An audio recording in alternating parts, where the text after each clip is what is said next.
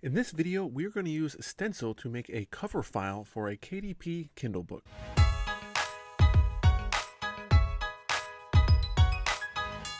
So starting with this video, we're going to transition out of Merch by Amazon and into Kindle Direct Publishing, or KDP. And this is where we're going to make cover files for our Kindle books as well as paperback books. In this video, we're specifically going to make cover files for Kindle books, and we need to be sure that we set the proper dimensions. So here we are in Stencil. You see we still have our last design in here. So let's actually just clear that out. And we are going to change the dimensions. So we come down here to the bottom left-hand corner of the Stencil canvas. We click here, and they're not going to have a design preset for you for Kindle cover, so we're going to add a custom size. So we can click on custom and you give it a name, and we can just call this Kindle cover.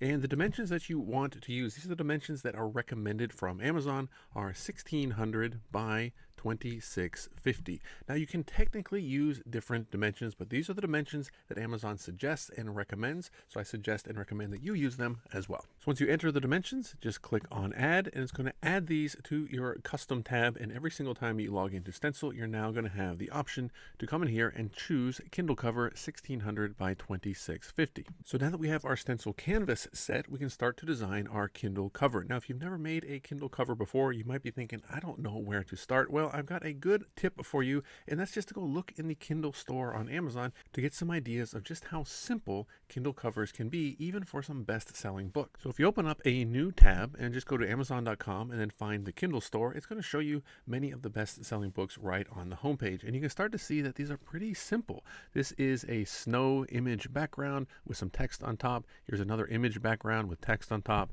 image background, text on top. If it's an image background with text on top, you can definitely make it in Stencil very, very easily. So let's use this one here as an example, the Victory Garden. So I'm going to make a similar Kindle cover design with a garden background. We'll call it the Victory Garden, and I'll put my name on it, Chris Green, and I'll show you just how easy it is to make a great looking Kindle cover in Stencil. So we'll go back over to Stencil. Now let's find a photo for keyword garden. So of course by now you know that you can use any of the images that you find in Stencil on your print-on-demand products. So just search through some of these. Maybe one of these images catches your eye, kind of stands out. And you know what? Let's try this one right here. So when we click on this, it's going to put this in as a background image, which means you're going to have limited options of how to resize it. You see I can go back and forth, but I can't really go up and down. So if you want to resize it and zoom in, you need to make the image resizable by clicking this button right here. Now that it's resizable, I can zoom in and I can place it however I want here on my Kindle template. So let's make this nice and big. And how about like this? I'm going to kind of have the focus there on the path.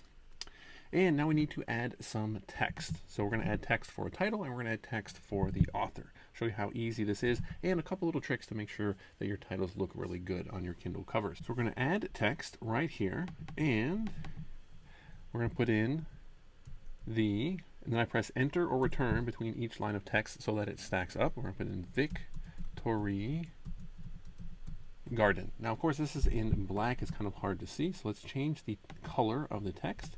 Let's make it white, and let's make it a little bit bigger. And this is where I think it's important to have the spacing. And then here they call it line height in Stencil. I don't want as much space in between each line of text, and I can change that right here by making that smaller and smaller to where the spacing just kind of evens out. Kind of like it right there. And I want to change the text a little bit. I kind of want to find something a little bit lighter. This here is usually a pretty nice light font. And let's move this up to the top. We'll put it right about there. You can see we have that center line, so I know it is centered on the image. And you can add a drop shadow here. Now it's going to give it just a little bit of contrast. I don't know how well you can see it, but it's adding a little bit of contrast against that background to make the text stand out just a little bit. So let's add another line of text for the author name. We'll just put my name on this just for this example. And we actually need to spread this out a little bit, I want that author name to be all on one line, and we'll make this a little bit smaller, and we'll move it down. Put it about here, and we're going to add drop shadow to that as well, make it stand out. And you know what? I think I want to try it with a little bit of a different font so that it stands out against the title font. And why don't we use, let's try this one, we'll make it a little bit smaller. There we go, and let's make sure that it is centered. So just like that, you could make this a different color if you wanted this to stand out. Maybe you don't like the white against the lighter color here of this pathway, but that's really about it. You can play around with the colors, you can play around with different fonts and spacing, and you find, wait a minute, my covers look just as good as everything that I see on the bestsellers in the Kindle store. And I just don't want you guys to overthink this. So many Kindle covers are simply an image with text on top of it. And if you start to train your eye a little bit to say, wait a minute, I'm looking at all of these Kindle covers for best-selling books, and I know that's just an image.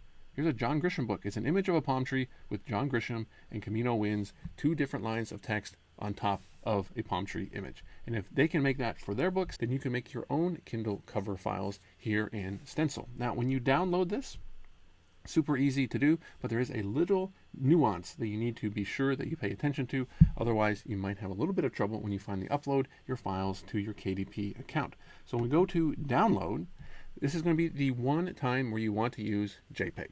Everything else that we've done for Merch by Amazon has been PNG files, and more PNG files. For Kindle covers specifically, you want to use JPEG files right here. And you already have the right dimensions, 1600 by 2650, so you're not going to do Retina 2X. You can do print 300 DPI right here. But if you have these settings all the way set, you download your file, it's going to be ready. You can upload it directly to your KDP account. So that's it. It's really just that easy to make Kindle covers that you can publish to Amazon through KDP. If you're feeling stuck, you need some inspiration, please just go to the Amazon website, look at all of the books as well as the Kindle books, and see just how simple a great looking cover can be. And if you want to get some practice in Stencil, take a look at some covers and say, you know what, I want to try and make something similar to that. Find some images in Stencil that you can use, play around with the text and the titles and the colors, and just practice making great looking designs. The more you practice, the better you're going to get. So I hope that you're excited to make your Kindle cover files using your Stencil account. In the next video, we're going to take those exact same files and we're going to upload them to Place It to make some awesome looking mock-ups. I'll see you in that video.